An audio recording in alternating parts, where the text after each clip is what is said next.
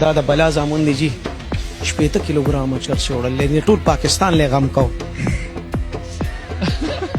थोड़ा कम उठा लेते ना जालिम। बस मैं तो पहली बार आया सोच को बस चुरलट पके जाले पिए ये मतलब बला जो न रिक्शे माली हो सकना